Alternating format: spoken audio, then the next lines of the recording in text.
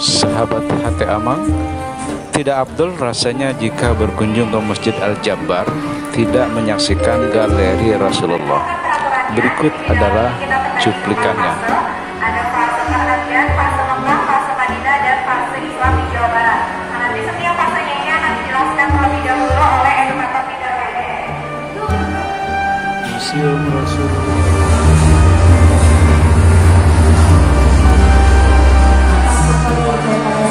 Beliau ini membantu mengevaluasi lengkapnya. Silakan Bapak Ibu dan juga adik-adik berkeliling di fase ini. Masuk buah hero kita. Oke.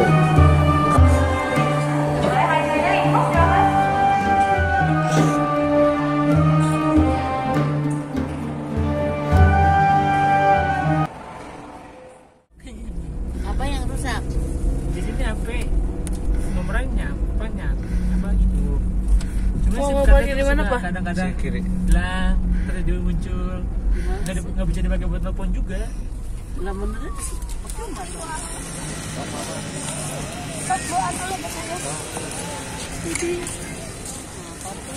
Oh.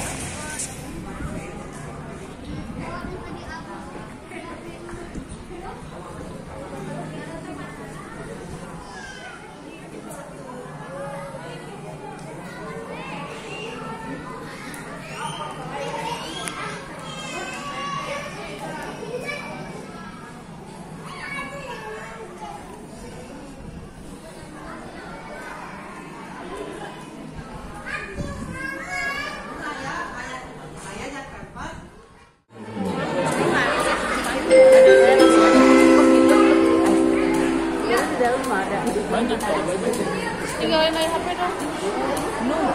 Yuk, masuk yuk.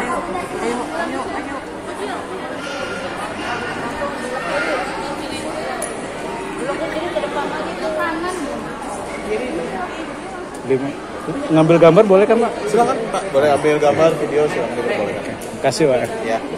5. Nah, ini.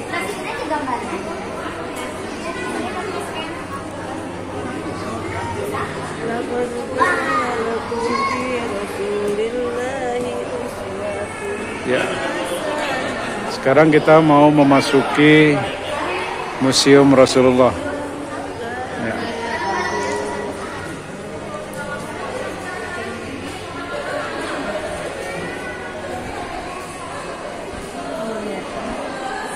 Salam ya, jangan bisa ya. Baik, assalamualaikum warahmatullahi wabarakatuh.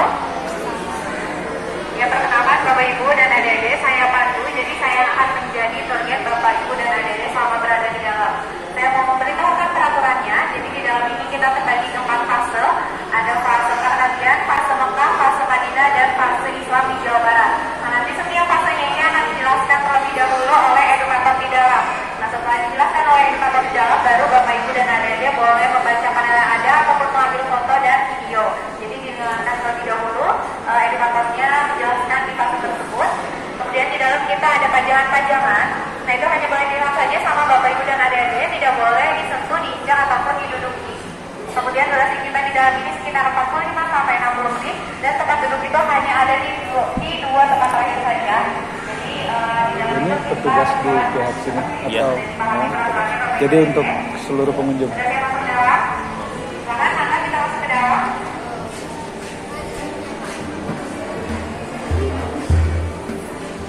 Kita masuk.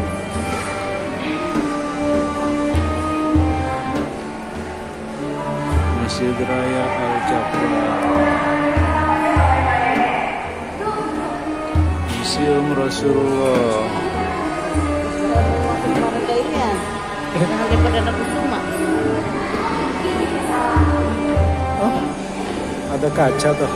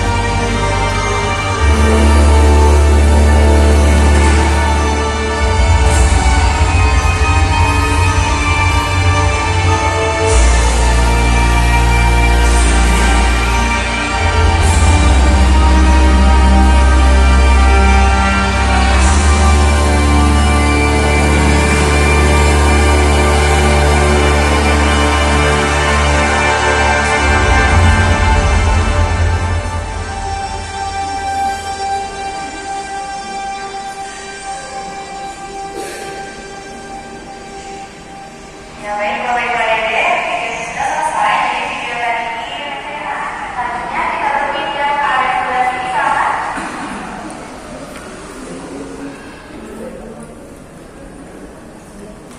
Ini ada sebuah ilustrasi lukisan menggambarkan peristiwa yang terjadi pada saat kelahirannya Rasulullah. Jadi ada pasukan bergajah ini ingin menyerang Ka'bah, tapi belum sampai ke Ka'bah pasukan gajahnya sudah kalah duluan karena ada burung ababil yang membawa batu panas dari Hamas. Filmnya ini kamu dari sana. Dan di belakang itu adalah perkiraan rute perjalanan pasukan gajahnya dari Sana'a atau sekarang adalah kota Yaman menuju ke Mekah.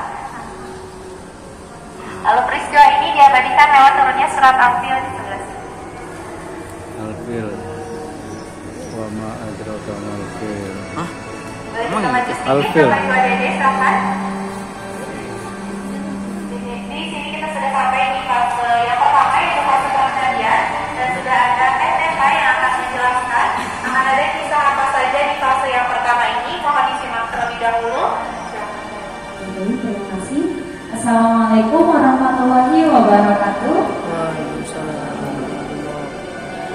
Ya, selamat datang Bapak, Ibu, Kakak, dan juga adik-adik sekalian di fase pertama, yaitu fase pengendalian.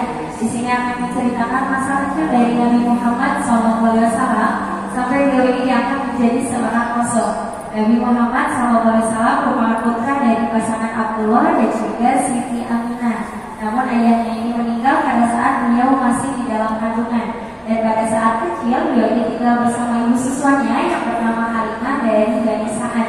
Kemudian di usia beliau yang ke-4 tahun, hati beliau disucikan oleh malaikat Jibril, sehingga dikembalikanlah beliau kepada makmur ibu kandungnya, yaitu Ibunda Siti Aminah. Namun tidak lama ibunya meninggal dunia, sehingga beliau diasuh oleh kakeknya selama 2 tahun. Kemudian beliau juga diasuh oleh pamannya yang bernama Abu Thalib, dan pada saat itu beliau ini membantu perekonomian pamannya dengan cara menggembala dan juga berdagang. Dan pada saat berdagang, beliau telah menjadi seorang pengusaha yang sukses. Beliau telah menjelajahi ke 17 negara. Dan pada saat berdagang juga beliau bertemu dengan sang pujaan hatinya, yaitu Siti Khadijah. Kemudian beliau melangsungkan pernikahannya di usia ke-25 tahun. Dan di usia ke-40 tahun beliau ini mendapatkan wahyu pertama. Nah, untuk bisa lebih lengkapnya silakan Bapak Ibu dan juga adik-adik berkeliling di fase ini. Kalau ada yang ingin ditanyakan boleh ditanyakan kepada Kak Devina. Terima kasih. Wassalamualaikum warahmatullahi wabarakatuh. Ini ada pandangan terakhir, jadi ada cerita tentang pernikahannya Rasulullah, kemudian ada proses lamarannya, kemudian ada anak-anaknya Rasulullah di sini. Kalau mau membaca lebih lanjut ceritanya boleh diklik yang ini, more info. Nah, ini untuk halaman selanjutnya. Jika sudah membacanya boleh diklik. Silahkan kalau mau coba. Ini bisa 3 bahasa, ada bahasa Indonesia, bahasa Inggris, sama bahasa Arab. Silahkan, mau coba. Boleh nyari poin aja. Boleh, silahkan. Nyampe Ibu. Nah.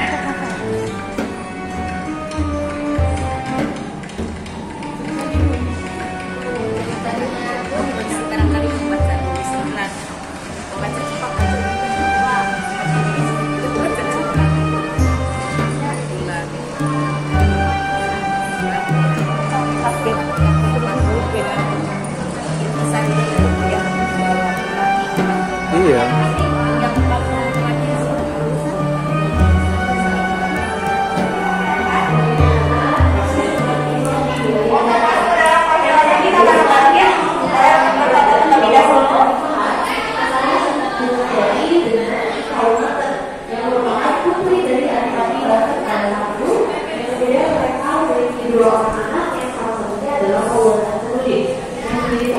Nih, replika Gua Hiro.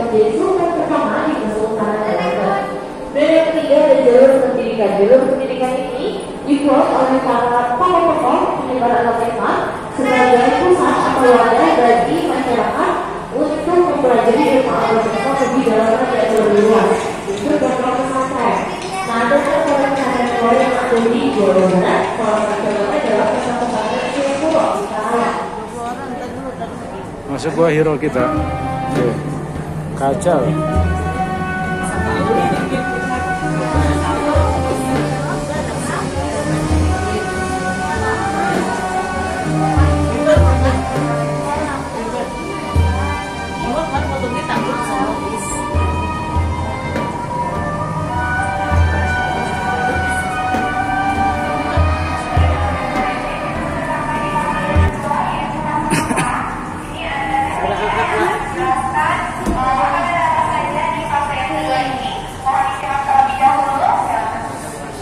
Terima kasih Pak Pandu. Baik, wabarakatuh. Selamat datang Bapak, Ibu, adik-adik di fase yang kedua, yaitu fase Mekah. Jadi setelah Rasulullah SAW ini menerima wahyu pertamanya, beliau langsung berdakwah ke Mekah selama 13 tahun. 3 tahun pertama beliau melakukan dakwahnya itu dengan sembunyi-sembunyi, yaitu kepada ruang lingkup yang lebih kecil, seperti kepada sanak saudara, sahabat, kerabat, dan melahirkan 1 orang yang masuk Islam. Di antaranya itu ada 10 orang pertama yang masuk Islam yang terkenal dengan nama As-Sabiqun Al-Awwalun. Kemudian pada tahun 4 kenabian, saat itu pemerintah melakukan dakwah secara pertama yang tertera pada Quran surat Al-Hijr ayat 94. Ketika berdakwah, Rasulullah itu kurang kali mendapatkan banyak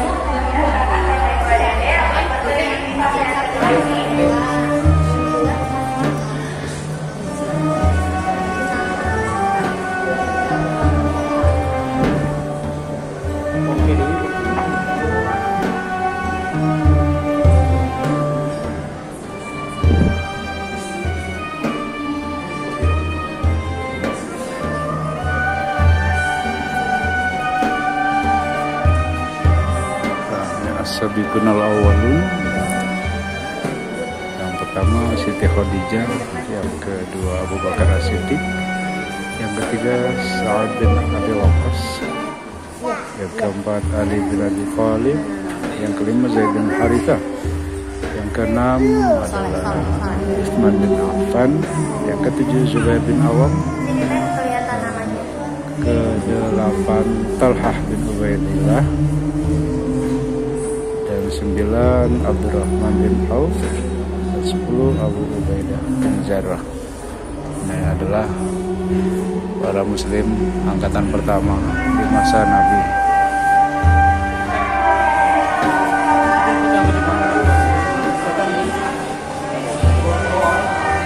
Mana? Nggak boleh lah. Di luar maksudnya gitu biasa.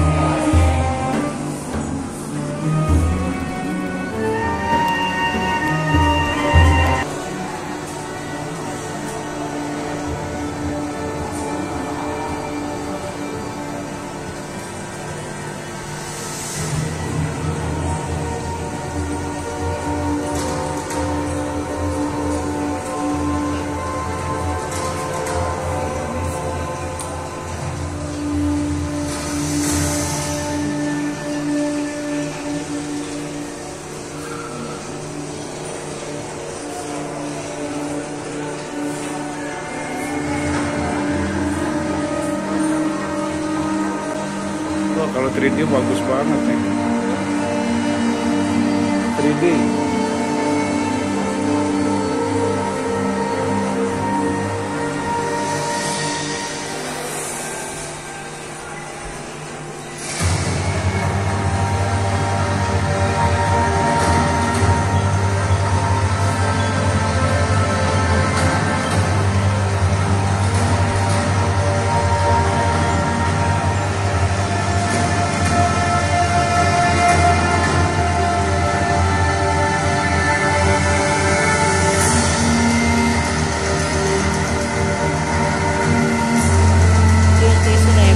Ya, naik ke atas.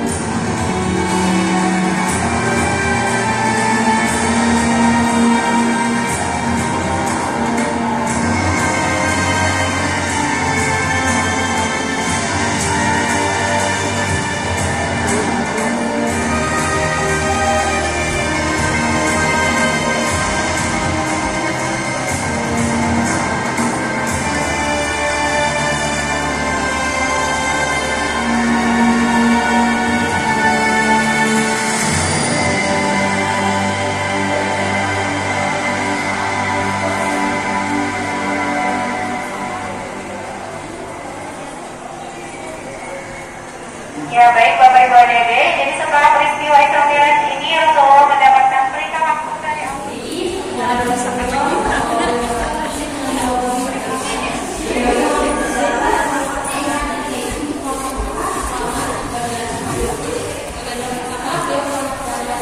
Silakan kita berkumpul dulu di sebelah sini.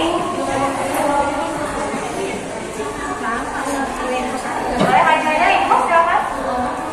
Peperangan yang tujuannya tidak lain tidak bukan untuk mempertahankan akidah dan juga untuk membela negara yang sangat dicintainya, di antaranya ada Perang Badar, Perang Uhud, dan juga Perang Khandaq.